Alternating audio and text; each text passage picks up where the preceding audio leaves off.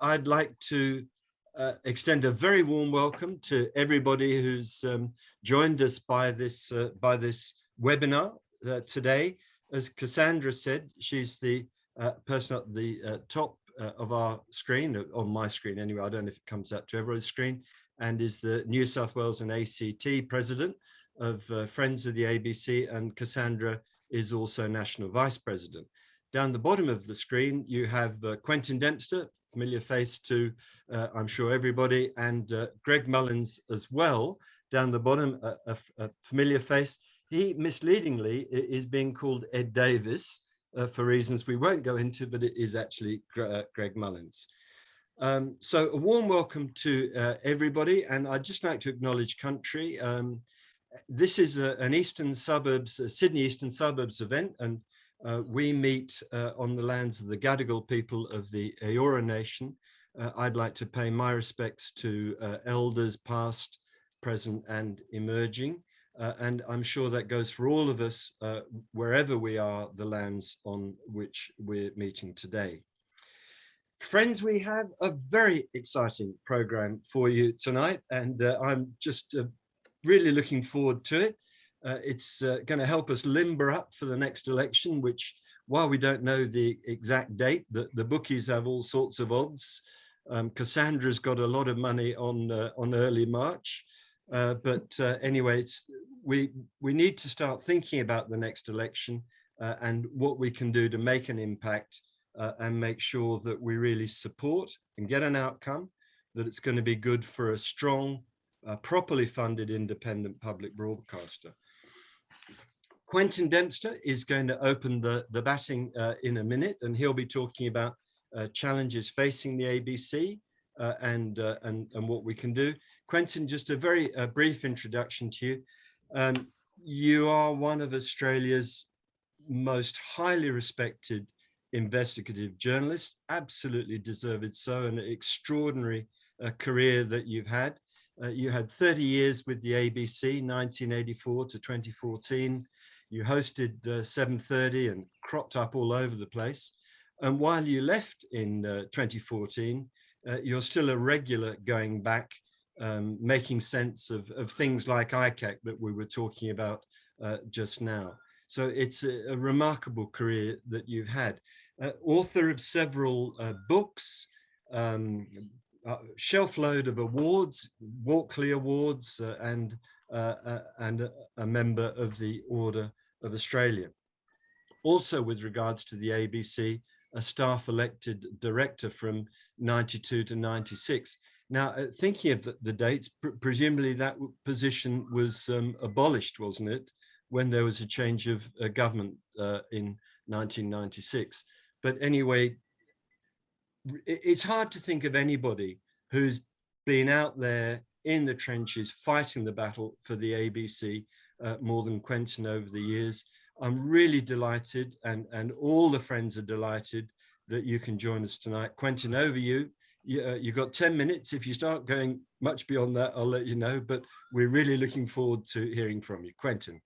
Thanks, Ed. Hi, everybody. I've just got 1 second to say, Greg Mullins, our other feature guest here, has got a wonderful book out. I bought it, and it's distressing, confronting, and it also, as far as the ABC was concerned, just consolidated in my mind a view I've had for some time that the ABC should have been running a specialist program on climate change and extreme weather events as far as Australia was concerned years ago as an editorial judgment. You know, we got stirred up over the pandemic, and the ABC's done very well in those Casey Briggs factual analysis, not only in Australia of quarantine and vaccination, but making great comparisons with the touchscreen, which everybody is engaged with the international comparison. So I'm here to tell you, having been in TV,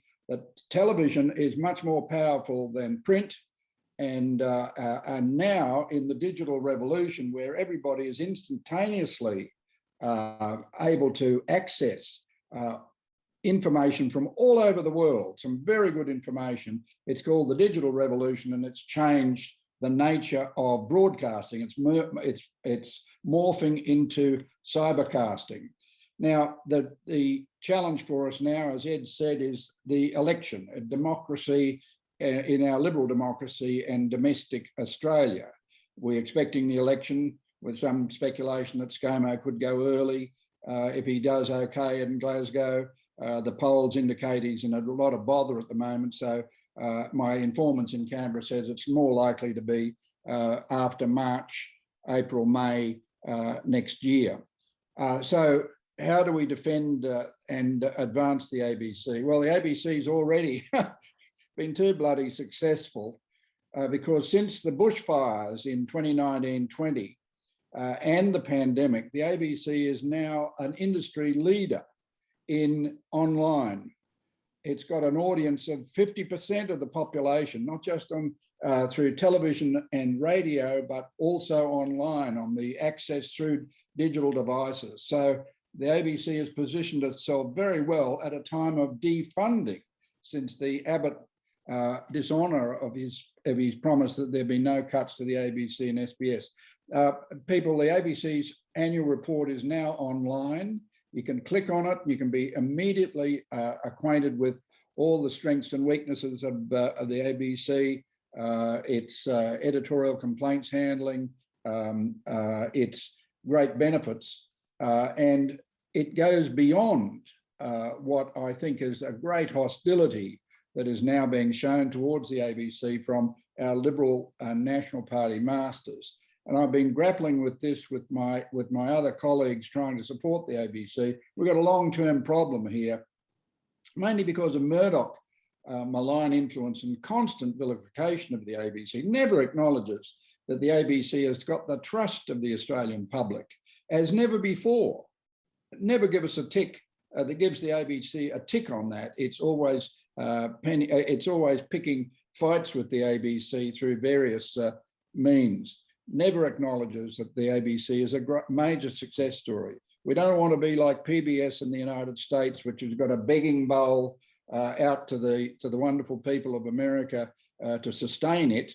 This is a taxpayer-funded public service for the public good, and it's demonstrated that it can live within its means. But there's a whole lot more the ABC could be doing if its funding was adequate. The ABC has had to cut services. It canned state-based current affairs. It destroyed international broadcasting, where we had in situ correspondence right through the Asia Pacific. It's got a lot of problems. There's a lot more that could be done, and that will be coming out during the election campaign. The thing for friends of the AI, you can speak to the converted, preach to the converted, but what we all have to think of strategically is that we don't speak coalition because of the hostility. Michael Kroger, the former president of the Liberal Party, said, those four corners, it's like throwing acid in the face of the Liberal Party. Four corners running the items on QAnon about the Prime Minister and the Christian Porter versus the ABC, very bitter dispute over the reporting of Christian Porter's conduct as a minister. That's really soured the waters. And I've been appealing to my mates in the Liberal Party, and I have a few, and say, listen, the ABC helped expose the Australian Labor Party in New South Wales. Remember through the ICAC hearings in the Eddie Obeid era? Eddie's now gone into the slammer at Silverwater. Ian MacDonald and Moses Obeid have gone. The ABC covered that extensively, as it should, to make government in New South Wales accountable. And the Labor Party's credibility with the voters of New South Wales was destroyed by that fearless coverage. And the Libs have been in power in New South Wales for the last 10 years. And when you say that to the Libs, when you're in government, you must expect to be held to account by a free media and a liberal democracy. And the ABC is part of that process. But although they'll say behind their hands, yes, all well and good, Quentin, thanks very much. The Nationals will say, yes, Quentin, we love the coverage of the bush. We love the the fair coverage that we get in emergencies and bushfires and what have you, and that's a vital service, but none of them, this is a significant thing, none of them has the courage to say that publicly, that yes, I'm a member of the Liberal Party, yes, when we're in power federally, we must expect to be held to account by a free media in Australia's liberal democracy. It's robust, yes, you get the right of reply and all that sort of stuff, but you cannot get them to acknowledge that publicly because they're too frightened. And one of the reasons they are too frightened is because of Rupert Murdoch and the Murdoch malignity and the distortion of Rupert's influence on Australian politics is really quite distressing to me, and that's why I've campaigned and supported the ABC with all its faults. ABC is a flawed institution. I've always said that. It makes mistakes. There can be inexperience.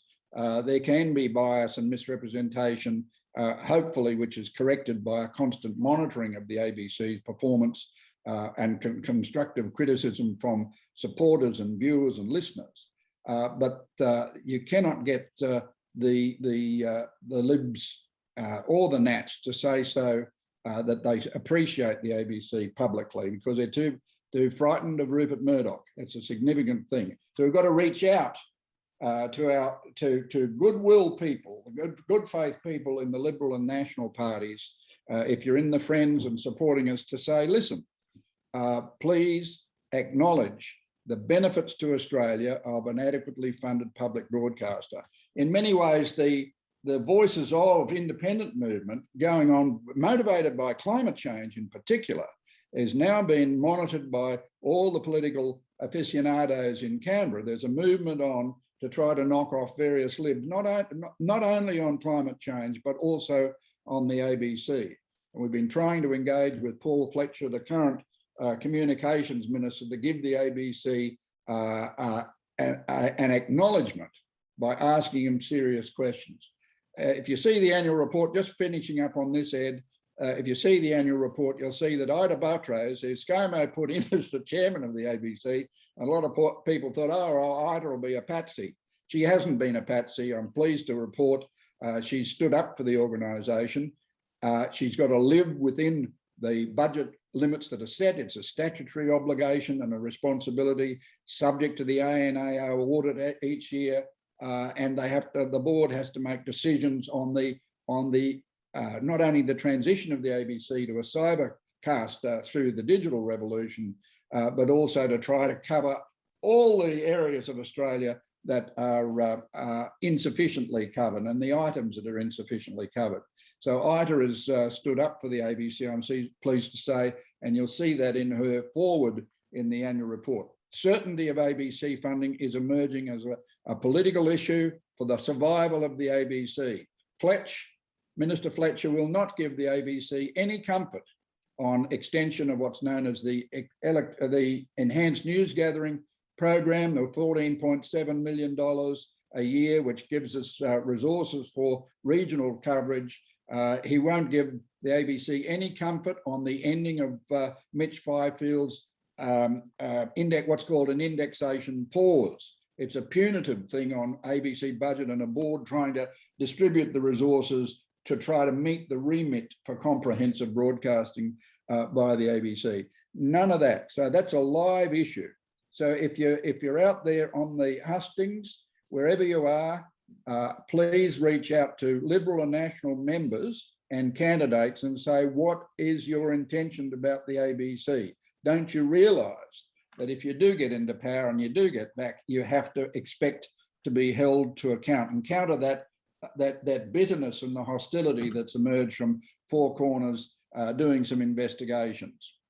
And also remember what I've just said about the ABC holding the Labor Party in New South Wales, very powerful Sussex Street branch of the Labor Party, to account pre the 2011 election, where the Libs and the Nats got in on a landslide and have been in power ever since. Thank you very much indeed, Quentin. Brilliant timing. We've got a little bit of time for questions. I know that quite a few have cropped up on the chat, but to be honest, I've been focusing on you, so I haven't picked up the questions on the chat. Cassandra, if you see any questions on the chat that you need to pull out, just please let me know. Quentin, so I'd asked a few people to suggest some questions, so I've got some questions up my sleeve for you. In a way, a tax on the ABC, a tax on the amount it's funded, a tax on its independence, they're nothing new. They seem to have been around ever since really the ABC was established.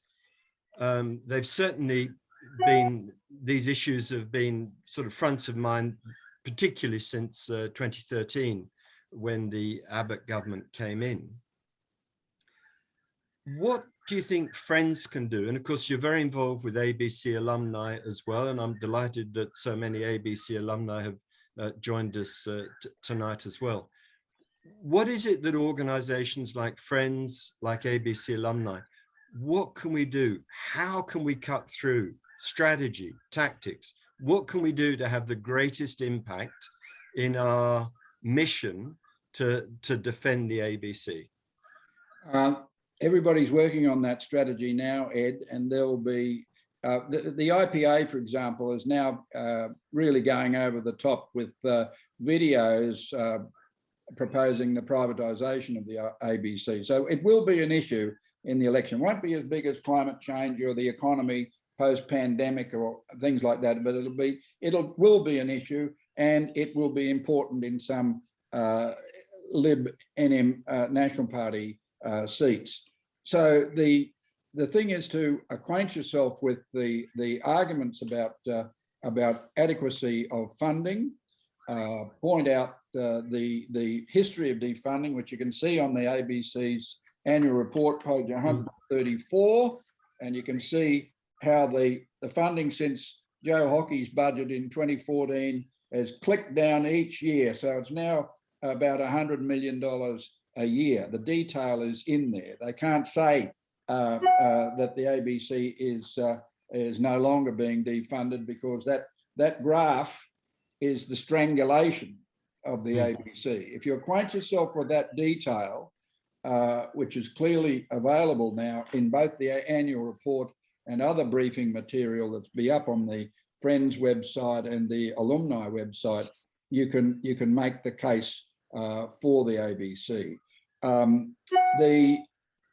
In 2019, Ed, I raised the fact that the IPA was pushing for the privatisation. The Liberal Party, one of its national conferences, passed a resolution almost on the voices that the ABC be privatised. Now the government of the day, Mitch Fifield, and the then Prime Minister, said it wasn't. They weren't bound by the organisational wing of the Libs to do that, but that hasn't. We've appealed to them. We've written to John Olsen, the national president of the Liberal Party of Australia, asking to meet so that we can have a frank exchange of views. The Liberal Party is part of the Australian political process. We acknowledge that. There's some very good Libs, don't get me wrong. There's some very good Nats, and there are some bloody corrupt ones as well, because of my understanding of that over the years, and in the Labor Party too. I mean, there's some of our politics is corruptible, as you know. But the difference between Australia and the United States, for example, where the distortions are horrendous leading up to the insurrection on the Capitol. Even Joe Gersh, on the director of the ABC, has said, just imagine what would happen if we'd had in Australia what they had in the United States. So we're fighting for the functionality of our democracy. So we got the Greens, we got the Labor Party. They say, oh, well, we'll look after the ABC. They're all happy to be associated with that. The independents are happy to be associated by being seen to be ABC supporters. So what I've been consistently saying is that's okay, but we're trying to de-escalate any adversarial hostility by reaching out to allies within the Liberal Party and National Party and just say, listen, Rupert tomorrow, if the polls are so improved for Albanese and the Labor Party, Rupert could dump ScoMo in the gutter tomorrow, whenever he thought, oh, there's going to be a change of government. He's done it before, as you know. But the long-term problem is the hostility that's been engendered over the last few years, which we have to break down. Okay, look, I can't resist asking you this this question. Just very recently, as Greg would know, we've seen this remarkable development on climate. We've seen News Corp and our Prime Minister almost coincidentally both coming to a view that, you know, climate change is something serious. And we've seen, you know, the News Corp, the Daily Telegraph, all sorts of different News Corp papers coming out with wraparounds talking about climate change and the need to go green. Now, Quentin, do you think something could be similar coming on the ABC? Do you think that News Corp and ScoMo could be seeing the light on the ABC? Is this going to happen?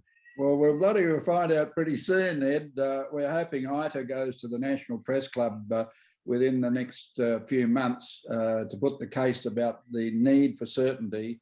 And I'm sure she'll make all sorts of acknowledgement of the ABC's failures and how we can improve the ABC. On the Rupert thing, I'm sorry, I suffer deeply from cynicism, Ed. I've had therapy for it, but I still suffer. And I fear to say that it's greenwashing. It is showing up in the qualitative and quantitative voter polling by the political parties that a lot of what is derisively called the doctors' wives are going to change their vote. They're going to swing the vote. So they're very concerned about that, and they have to be seen to be neutralising it. But I'm pleased to say that most of the non-Murdoch analysts have, and media coverage has indicated that it's more ScoMo from marketing, and that Barnaby doesn't believe it anyway, but he's got to go through with this bullshit facade to try to help the Libs hold on to their base. Now, anything can happen. We could be at war with China, and you know that's subject to be changed. Remember the Tampa election and all that. So I'm deeply cynical about it. I think the Murdoch thing is greenwashing, and particularly when you analyse and dig into the detail, there is no modelling or substantive change to our emissions. Australia's population is going to go up to 40 million by 2055. The demands on gas and gas and coal will continue. They're doing nothing about ending exploration licenses for gas and coal and export licenses after current contracts. Matt Keane, the Libs in New South Wales, I've seen what should be done, and Keane is changing the nature of the debate, as are other states, which I'm pleased to say. But it's very hard for Australia to bite the bullet and say we're going to end coal while the price is so bloody high and the exports are going gangbusters. You can understand that. I'm a post-war baby, and I'm very well aware from my Queensland experience that coal has been the backbone of making Australia a first world economy. All those coal exports out of Queensland, all the rail freights that the state's got from revenue, all understood. So it's a huge confrontation for treasuries around the country and for the national government to say we're going to have to sacrifice coal. Hours. But I think in an intellectually honest debate, you have to say we've got to transition out of this. And the moment you do, that's why Albo won't say anything. Albanese won't say anything. Too frightened about what has to be done, about the sacrifices a first world economy like Australia will have to play. At the moment, Murdoch, it's all greenwashing. Yeah. Cassandra, can you hold your question? Because I'm now going to go over to Greg. Maybe you could just hold it. Thank you, Quentin. Lucid as ever, not cynical, but very much realistic. I'm now going to turn to Greg Mullins. Greg has been fighting fire since he was around 10 years old. Major influence of his father, who was a firefighter, I think, just about all his life.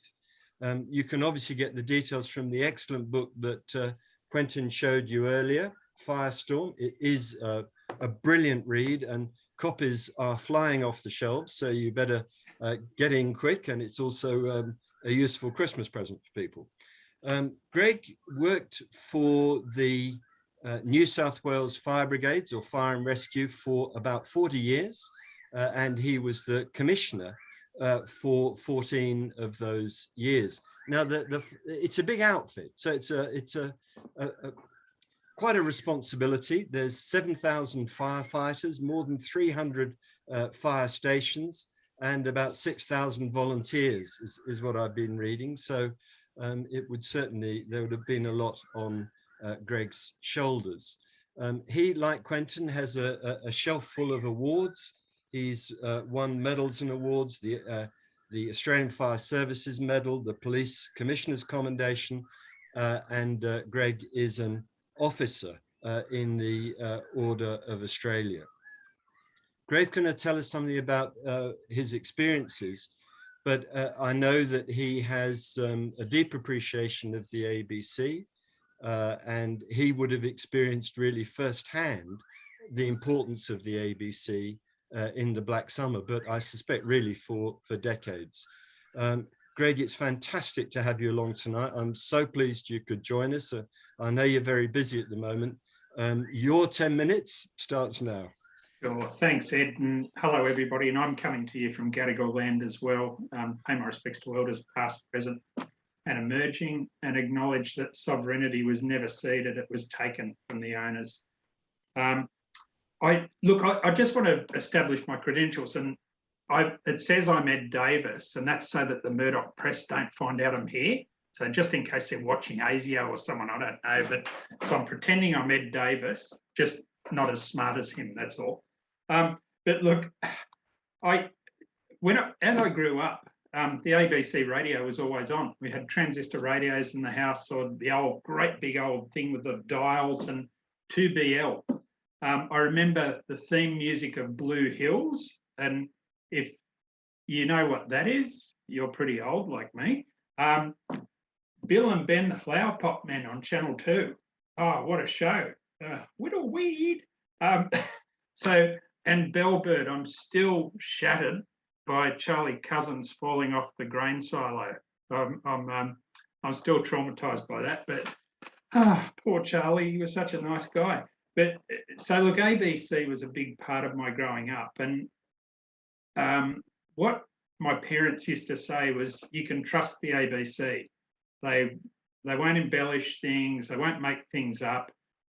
It's just straight reporting and facts. And I know when there were bushfires locally, any music channels or whatever were turned off, and it was straight onto the ABC. Even back in the 1960s, they were pumping out emergency information that you could trust and you knew what was going on. So trusted source, no ads. How good's that? Now, through my career, radio was very important to me. So when I was driving to work in the morning, driving home in the afternoon, it was always news radio, because often the ABC had a take on issues that commercial radio may not have even been across, and it was pretty straight. So I'd be able to get onto my media people and say, what's all this about? That they had links. Oh, you're joking. Sorry, I've got a landline, but no one knows the number. So the only people who ring is bloody scams. Sorry.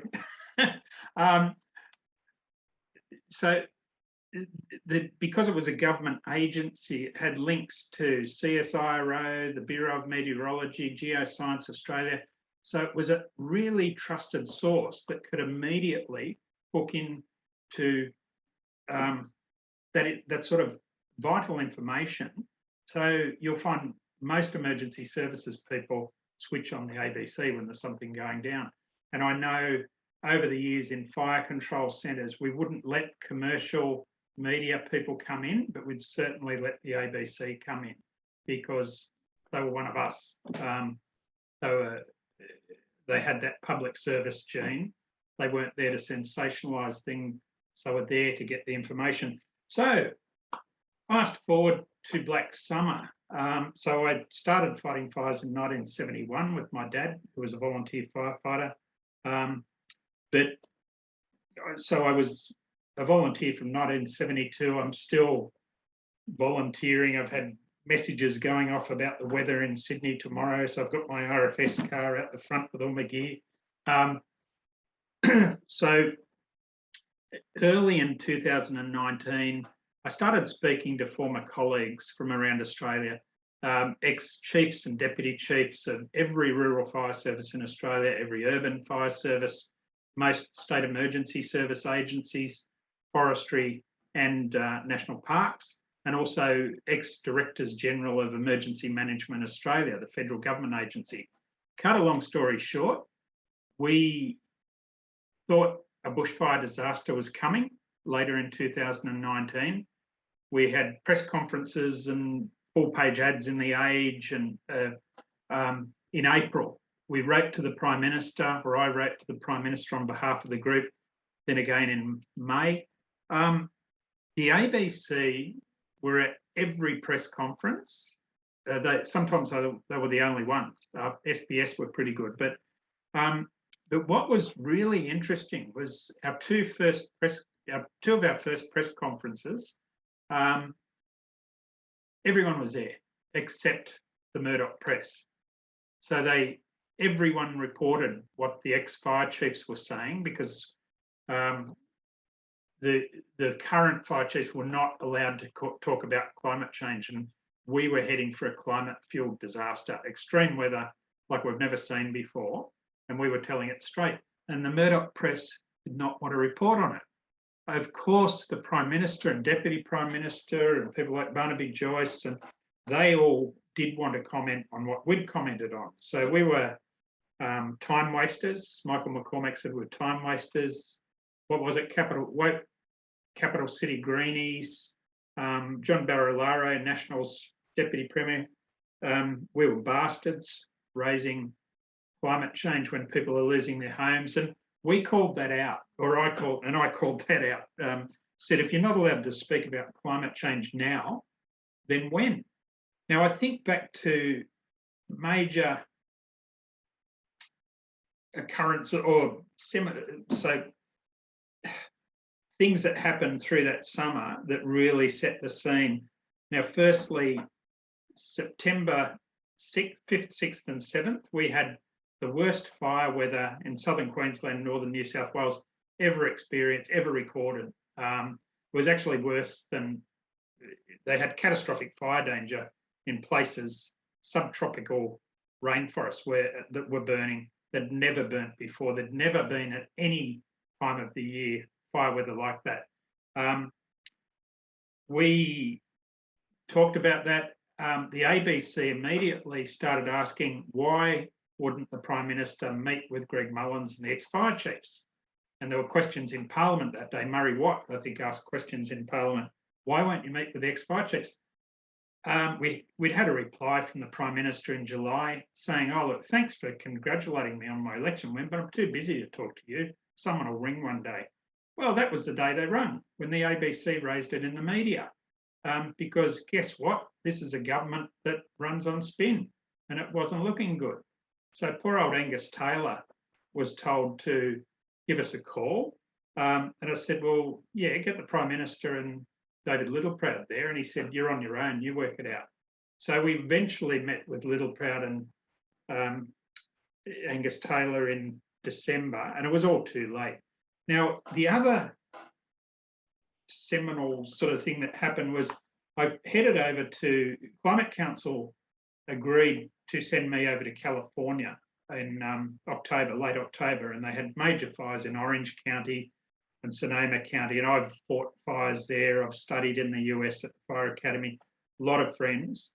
So I was able to go to this Kincaid fire in Sonoma County, and Zoe Daniel, the bureau chief in Washington, DC, said, we want to come with you. Can we come? We'll bring a camo. And yep.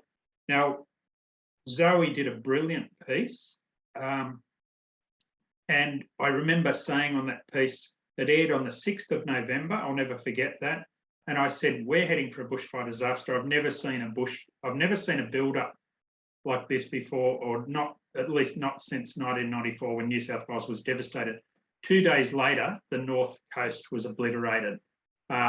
Again, record fire dangers, record fire weather, record numbers of fires. And that very professional, factual piece done by the ABC, by the 7:30 report, opened a lot of eyes. It opened the eyes of the Murdoch press. So immediately I had Alan Jones saying that he wrote an opinion piece about these fire chiefs quoting outside their area of expertise. You know, so fire chiefs talking about bushfires, well, we wouldn't know anything, would we? But Alan does. Alan knows every bloody thing. So Andrew Bolt, he said, look, they don't know what they're talking about. It's nothing to do with climate change. It's arsonists. It's the bloody Greens. There's not enough hazard reduction. The fuel loads are just lies, out and out lies made up. There's no data. The data actually says the exact opposite to all of that. But Bolt knows because he used to work in a fire lookout tower in Western Australia when he was a uni student. And unfortunately, the devil made me do it, but in an interview where Stephen Pine, who's a fire historian from Arizona, I said, well, Stephen, as you know, the job description for someone in a fire lookout tower is that mum and dad will drive you to work. You know how to stay awake all day, and you can recognise the difference between a smoke plume and a cloud. And you've got to have a pretty good bladder too, because it's a long way to crawl down. But and that's true. That's the bottom of the food chain in anything to do with fire, but he's an expert and he knows more than us. The Australian, I actually had Tony Abbott as we were heading to a fire, and it was a really bad day, and we got smashed that day, and 2 firefighters lost their lives that day, and I was still upset about that. But Tony Abbott actually came to me and said, have you seen what the Australian has written about you today? And I said, mate, only people like you read that crap. I'm actually friends with Tony, and we can speak like that. We've agreed not to talk about war, but we fight fires together. But what was fantastic was Media Watch did this brilliant piece on Jones and Bolt and the Australian and just destroyed them. And it was just straight reporting, done in a very funny way, but it was just straight reporting, just showing. And so, look, the other thing, and I know I'm running out of time, Ed, if I go over time, my name's Ed Davis. It's on the bottom. It's Ed Davis's fault. But ABC just stuck to the facts. And I had an interview with Josh Sepps, and I think it was afternoon radio, and I was buggered. I'd been fighting fires up the North Coast, I think. I'd sleep deprived. I'd fight real fires and come home and have to fight these political fires, trying to get the climate message across. And I listened to it afterwards and I thought, yeah, I sounded pretty down, but he got really angry. And that straight reporting by Josh and the questions he asked, they were pretty hard questions. Yeah, I got a bit emotional with a couple of them.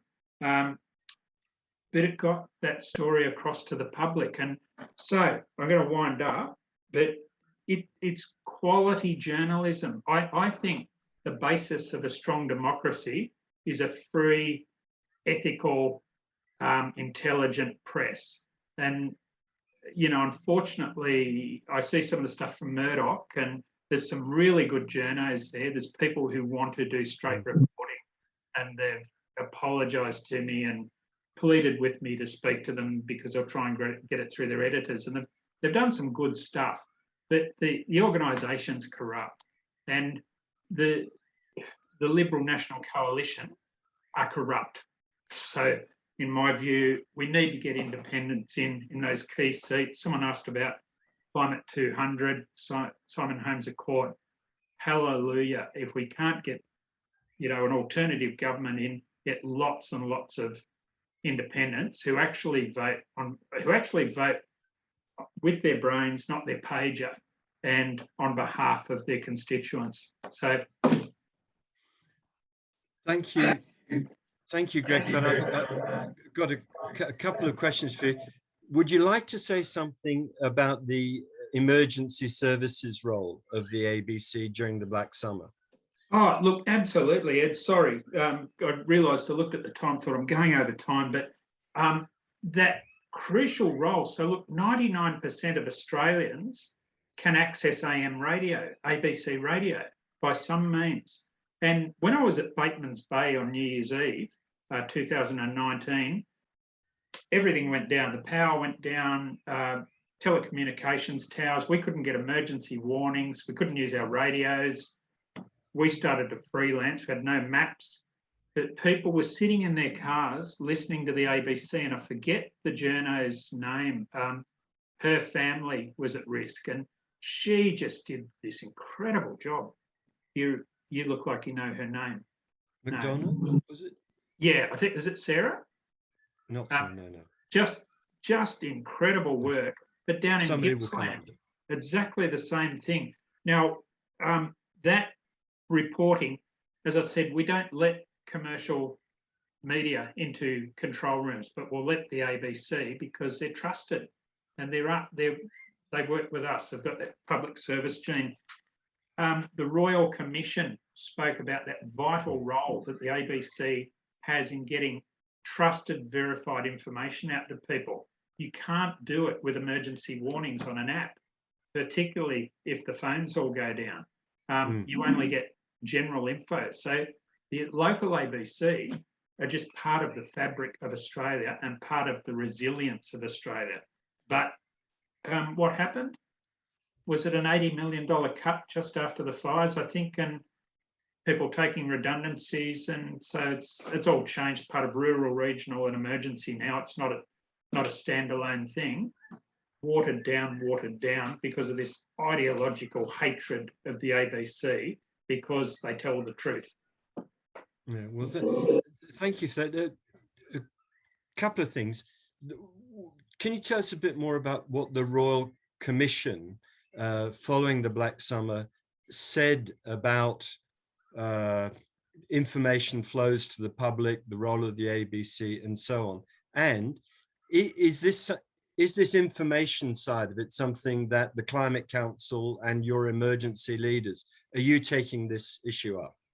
Oh, look, absolutely. So what the Royal Commission said, so prior to the Royal Commission, we had a Senate inquiry, we had state inquiries, Queensland, Victoria, New South Wales, South Australia, then the Royal Commission, which was to get Scott Morrison off the hook because we'd called a national bushfire summit because of the lack of leadership. And then after that, he said, no, I can't talk about that because the Royal Commission's going to look into it. But we were nice and said, oh, it's a great idea.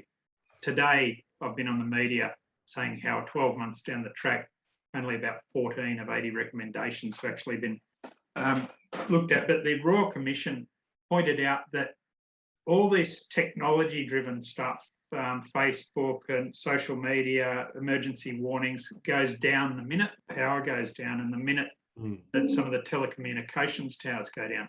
Yeah. But old-fashioned AM radio seems to live on.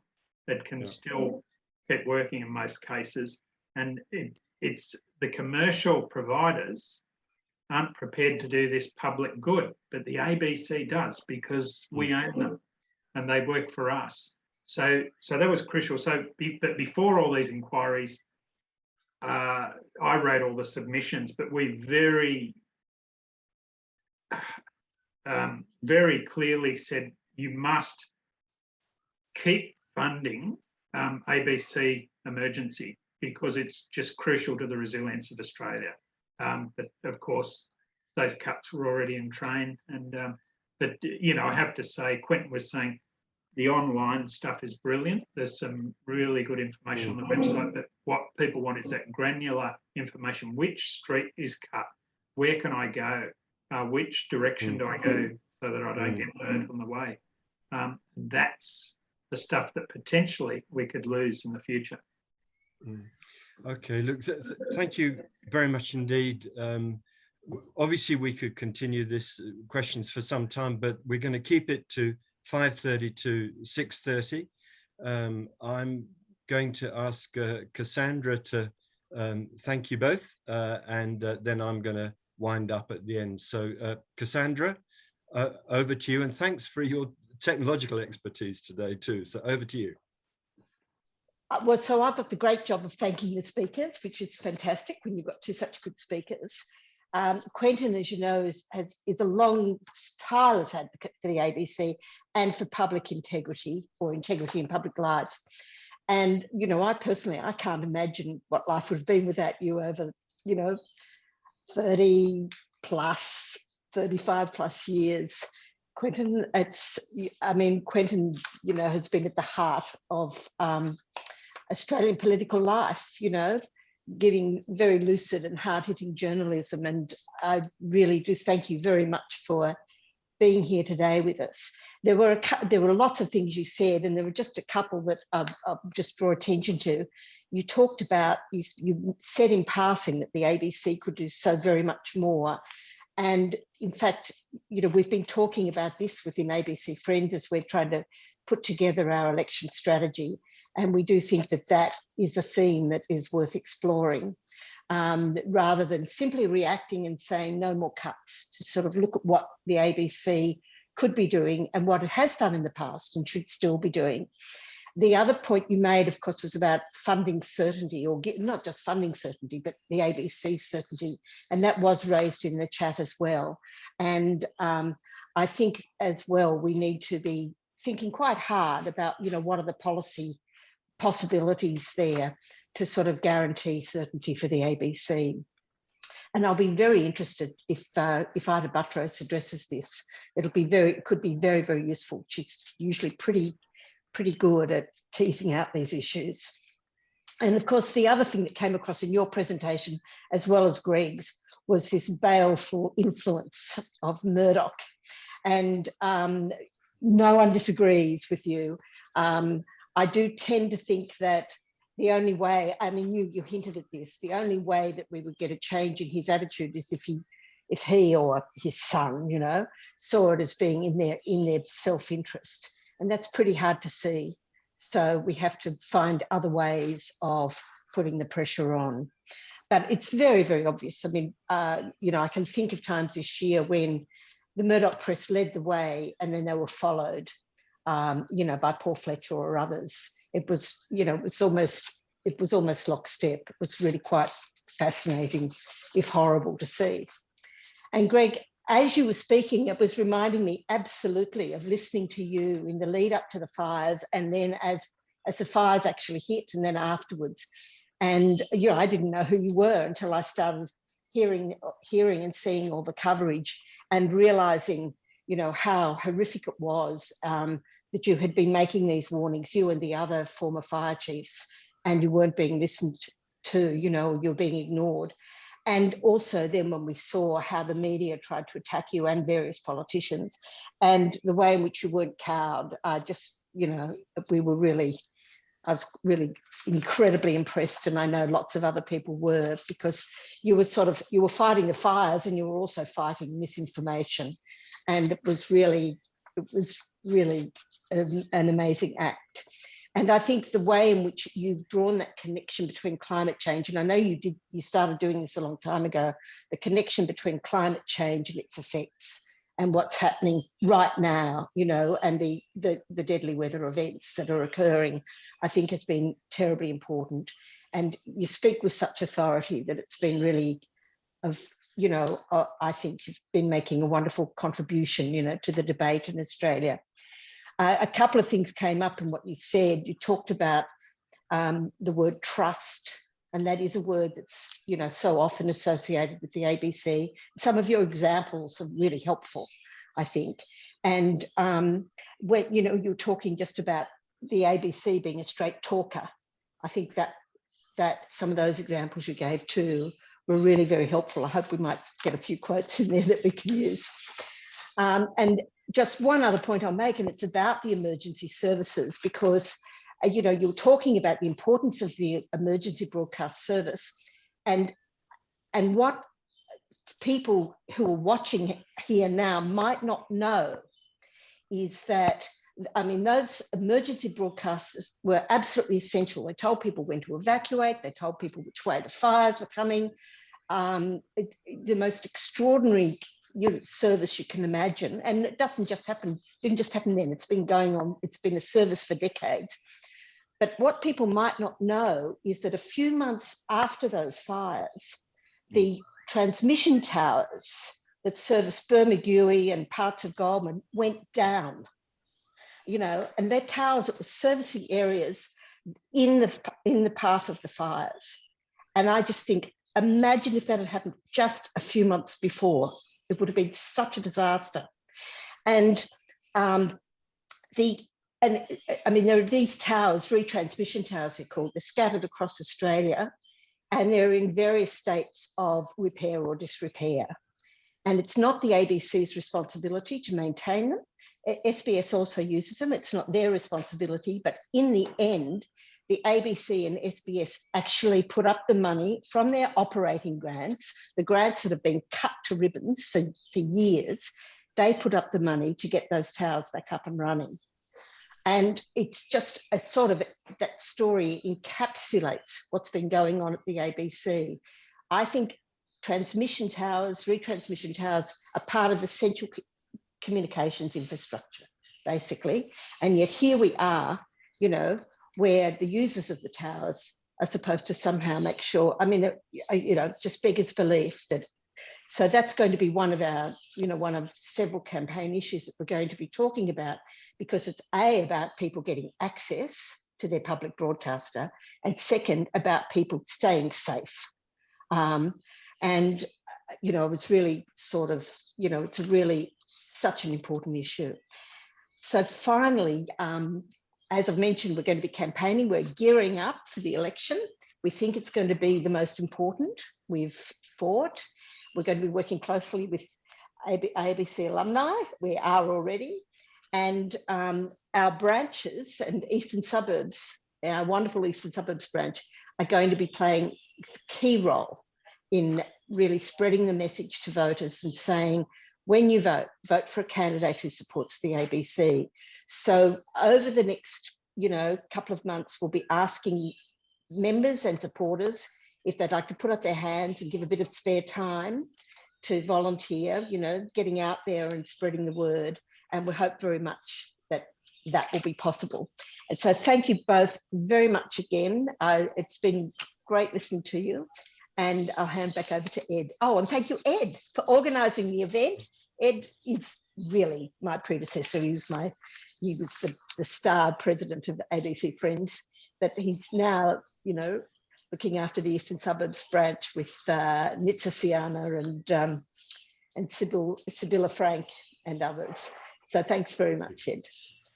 I'm going to wrap it up very quickly. Cassandra's thanked Quentin and Greg, and I do too, for just the brilliant job that you've done tonight, and really for the work you do more broadly. I just hope long lives and great health to both of you is what I'm wishing. I'd like to thank Nitsa and Sib. They've been very helpful in getting this event today underway. Cassandra too, for her guidance, her engagement today, and her work on the technology. So that's very much appreciated. To all our friends in the Eastern Suburbs, we will be emailing you very soon. We'll hope to meet with you and map out a campaign, actions that we can take, things that we can do, so that in the Eastern Suburbs and really across New South Wales, across Australia, friends are doing what they can to maximize their impact in getting rid of this rotten government, and making sure that we've got a government that is going to take well-funded, strong, independent public broadcasting seriously. Thanks also to ABC alumni, always supportive and always great to do things with you. I think that just about wraps it up. Again, thanks very much. I'm going to be pouring myself a nice glass of wine in a minute. I wish everybody well. Friends, I declare the meeting closed. Thank you very much.